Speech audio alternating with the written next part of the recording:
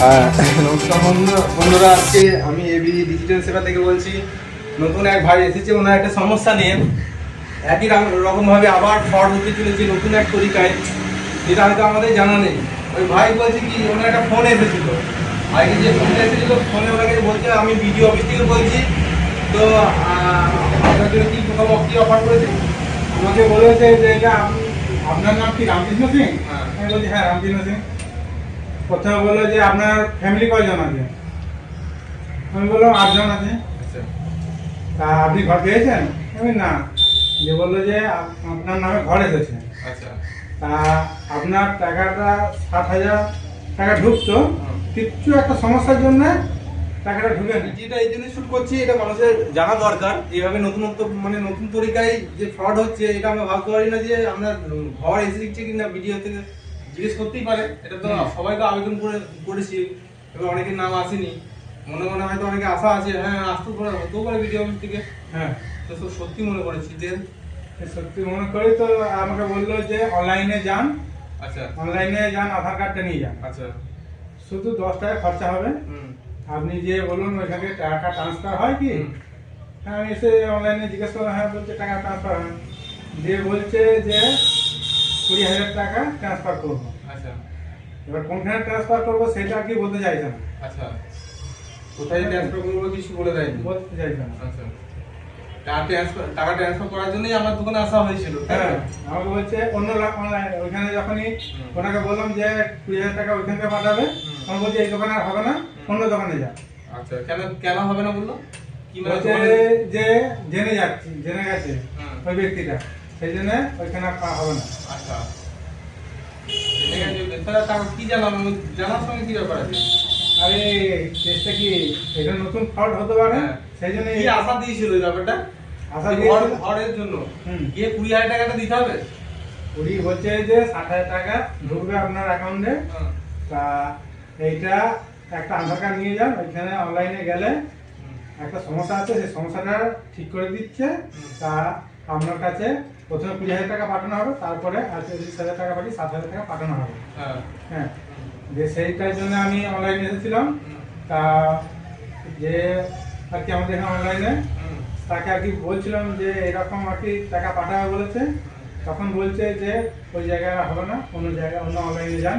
আর নাহলে জেনে গেছে অন্য অনলাইনে এসেছেন আমার দোকানে, অন্য এক দোকান থেকে ঘুরে। এখন একবার আপনি কি ফোন লাগাবেন, দেখেন যে আমি অন্য একটা দোকানে এসেছি, এই নতুন দোকান, তো একে বলুন টাকাটা পাঠিয়ে দেবে। এর সঙ্গে কথা বলুন, আমি বুঝতে পারছি না, ও আমার যদি পাড়ার আমার ভাইয়ের মতন, অসুবিধা নেই। টাকাটা টুকটাক মোবাইল থেকে ফোন পে এমার্জেন্সি বললে করে দেয় হাবিতে। ওর এমনি অনলাইনের দোকান, জেরক্স টেরক্স এসে করে।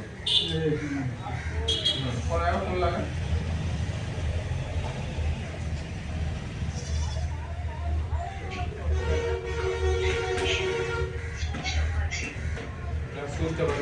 কি করা হবে? কথা বলতে পারলেন ভালো হতো। অন্য দোকানে এসে তো আমার সঙ্গে এখন দাঁড়িয়ে কথা বলছে। কি বলছিল এখন আমার দোকানে সামনে ছিল যে আমি তো বললাম যে আমাদের এখানে অনলাইন থেকে গোবিন্দপুর যেতে হবে, তা এখান থেকে 3 থেকে 4 কিলোমিটার রাস্তা। তারপরেও খানিকক্ষণ পরে ফোনটা কেটে যায়, ফোনটা খানিকক্ষণ পরে। তারপরে এই দোকানে যখনই আসি তখনই আবার কল করেছে। দিয়ে আমি বললাম যে এখানে আর একটা নতুন দোকান আর কি সন্ধান পেয়েছি। আচ্ছা, তা কথাটা আমরা কানে এলো যে নতুন একটা দোকানে আর একটা সন্ধান পেয়েছি। ওটা শুনে আমি বাইরে গেলাম, এই ব্যাপারটা কি আমি তো ফ্রডটা বুঝতে পারছি। দিয়ে বললো যে আপনি ফোনটা কেটে দিয়ে আবার এখনই বলছেন যে অন্য নতুন দোকানে এসেছি বলছেন। ও চলে এমন পুলিশ। হ্যাঁ, ওর মনে সন্দেহ হচ্ছে। এর মধ্যেই তো 2-5 মিনিট। হ্যাঁ, ওই দোকান থেকে এই দোকান আমার 2-5 মিনিটের ব্যাপার।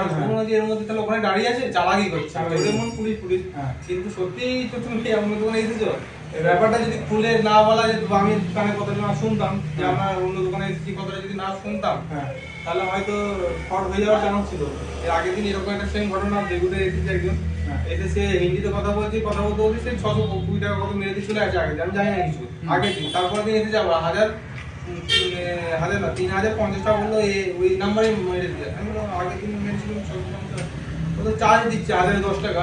আমি মেরে দিলাম 350, আবার 3050 গেল, তারপরে আবার চালাকি করে বলছি 3050 भैया ऐसा नहीं है, अगर आप 50 रुपया अलग भेजो और 3100 रुपया अलग से भेजो, एक साथ हो गया ऐसा, अलग अलग भेजना पड़ेगा। जी ठीक है, अलग अलग तो भेज दूंगी, लेकिन जो पहले जो भेजा मैंने 3150 वो मेरे को रिटर्न कर दो, उसके बाद मैं फिर अलग अलग भेज रहा हूँ। नहीं भैया यहाँ से रिटर्न नहीं होगा, क्योंकि मेरा बांदा तुम्हारे पास सामान लेकर जा रहा है 10 किलोमीटर नजदीक है, वो तुमको हैंड कैश दे देंगे तुमको। अच्छा, अरे उसका बांदा कोई बांदा क्यों नहीं কেউ কোথাও আসছে না, এরকম মিথ্যা করে বলছি যে আমি তোমাকে গ্রুপে যে টাকা পাঠিয়ে দিই ফোন পে, তুমি তো ফোন পে করলে আমার কাছে টাকা সমস্ত চলে আসবে, কিন্তু টাকাটা ওর কাছে সম্ভব নয় একটা টাকা, ওখানে তো প্রথম ডাউট হলো যে হ্যাঁ ওই যদি খুব বুদ্ধিমান হতো তো টাকাটা রিটার্ন করে দিত, তাহলে তাও বিশ্বাসটা জমে যেত হবে, তারপর ওদিকে আরো বেশি টাকা আমাদের দাবি করতো। এভাবে ওই 150 610 ওখানে থামলো, খুলে বললাম ব্যাপারটা, বুঝলো, চলে গেল। কাগজটা আমি একটা কমপ্লেন করেছি, মেমোরি থানায় গিয়ে কমপ্লেন, মেমোরি থানায় তো কমপ্লেন নেয়নি, তারা বলছি যে আমরা কি করবো, এই টাকাটা কোথা থেকে কোন ব্যাংক, একটা ইন্ডিয়া ব্যাংকে, Indian post office payment bank, এরকম একটা অ্যাকাউন্ট লাস্টে 51 সংখ্যা দেখা যাচ্ছিল, নামটা কি একটা বিহারিদের নাম ছিল, সেই নামটা বিহারি কি নাম দেয়, যাই হোক ব্যাংকে কমপ্লেন করা হয়েছে, কিছু লাভ হয়নি, তো টাকা সঙ্গে সঙ্গে উঠে করে দেয়, বা ওরা সবকে একটা স্ক্যানার দেয়, বলে স্ক্যানারে তুমি মারবে, স্ক্যানারে মার, টাকাটা চলে গেলো। আমার 3150 আমার গেল, সেটা তো আমি পেলাম না, কাস্টমারটাও দিতে পারেনি, পরে দিতে বলেছে। সেম ঘটনা তোমার আজকে টাকাটা চলে যাচ্ছিল, এইরকম ভাবে কোনো প্রতারণায় পা দিলে হবে না, কারণ সরকারিভাবে কোনো যদি সহায়তা আমাদের আসে, প্রথমেই আসবে বিডিও অফিসে, বিডিও অফিস জানাবে পঞ্চায়েতকে, বিডিও অফিস আমাকে চেনে না, কারণ বিডিও অফিস পঞ্চায়েত তো আমাকে চেনে না, পঞ্চায়েত জানাবে, এখানে যে সদস্য আছে, মেম্বার আছে, প্রধানমন্ত্রী যাকে বুঝবে, স্থানীয় এখানে একজন লিডার আছে, হ্যাঁ, তার মারফতে তার খবরটা পৌঁছাবে। কি বলবে, তো ডকুমেন্ট নিয়ে পঞ্চায়েতে এসো, তোমার যা জব কার্ড আছে, আধার কার্ড আছে, এই সবগুলো নিয়ে তো পঞ্চায়েতে এসো, ব্যাস, এখান থেকে ছবি টবি তুলবে, এখান থেকে টাকা পয়সা মানে ব্যাংকের অ্যাকাউন্ট দরকার যা আমার এরা এখান থেকে এন্ট্রি করবে, টাকা ব্যাংকে সরাসরি তুলবে, এর মধ্যে কোনো জালিয়াতি থাকছে না। আর যখন বলছি আমি সরাসরি বিডিও অফিস থেকে বলছি, সেই বিডিও অফিসে খেতে কোনো লোকের কাজ নেই, তারা যে হাজার হাজার কাজ নিয়ে তারা কাজ করে উঠতে পারছে না, তারপরে সেই মানুষগুলো এখন অনলাইনে কিছু কিছু কাজ করে নিচ্ছে, রেশন কার্ড ট্রান্সফার করে নিচ্ছে, নতুন আবেদন করে নিচ্ছে, ওবিসি যেমন এখান থেকে সার্টিফিকেট চায়, আবেদন এখান থেকে হচ্ছে, যেমন ওদের হাজার হাজার কাজ, তাই ফোন কোনোদিন করবে না বিডিও অফিস, পঞ্চায়েত তোমাকে কোনোদিন ফোন করবে, ব্যাংক থেকে কোনোদিন তোমাকে ফোন করবে না, তবে মানে ফোন ব্যাংক থেকে তোমাকে কোনোদিন ব্যাংকের ম্যানেজার ফোন করবে না, সেটা মাথায় রাখবে। সাহেব আছে স্টেট ব্যাংকে যদি অ্যাকাউন্ট হয়, সাহেবকে তো তোমার খবর দেবে কোনো ব্যাপারে, এই ব্যাপার তোমাকে ব্যাংকে যেতে বলবে, ওখানে ফোনে ফোনে কথা বলবে না ওরা, ঠিক আছে, তোমাকে দেখে নেবে ব্যাংকে এসে কথা বলবে, তুমি চেনো ব্যাংকটা, ফোন থেকে কোনো ওটিপি, যে কোনো ওটিপি এলো, কোনো লিঙ্কে যেতে বললো, এখানে পেমেন্ট হবে, কোনো লিঙ্কে মানে কাজ করা যাবে, কোনো আমার তথ্য যেমন অ্যাকাউন্ট নাম্বার, আধার কার্ড নাম্বার দেবো না, ওটিপি আসবে শেয়ার করবো না কাউকে, ওই কোনো কাজের প্রলোভন দেখাবে, কাজ দেবো, বা আগে টাকা রেজিস্ট্রেশন 200 টাকা হোক 500 টাকা হোক, ওই যদি স্টার্টিং হয়, কিছু কাজ করবো পয়সা পাবো আমি, কাজ করে শেয়ার বা পয়সা দেবে, কাজটা আমি দুদিন আগে বাড়িতে পাঠালো, ফ্রিতে করে দিলাম, পয়সা আমাকে দেবে, আমি কাজের জন্য পয়সা দেবো না আগে, এইগুলো মাথায় রাখতে হবে।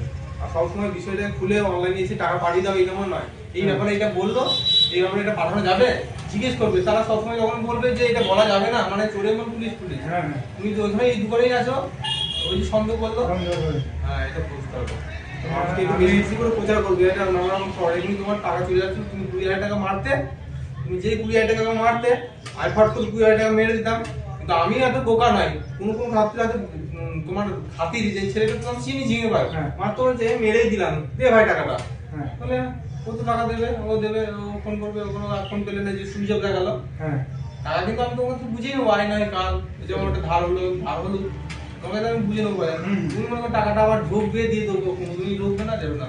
এইভাবে আমাদের একজন মানে রিলেটিভের কথা বলছি, টাওয়ার বসিয়ে দেবে বলে 50,000 টাকাটা অনলাইন ওদের মধ্যে ট্রান্সফার করেছে, 50,000 60,000 দিয়ে সেই টাকাটাও মেরে দেওয়ার পর খাতিরের লোক তো মেরে দিয়েছে, তারপর বললো টাকাটা ঢুকবে, এখন বসছি আর 1 ঘন্টা 2 ঘন্টা বসে আছে, টাকা ঢুকছে না, তারপর ফোন পাওয়া যাচ্ছে না, তারপর সোনা বেচে টাকাটা ওই অনলাইনে ছেড়ে দিতে হলো।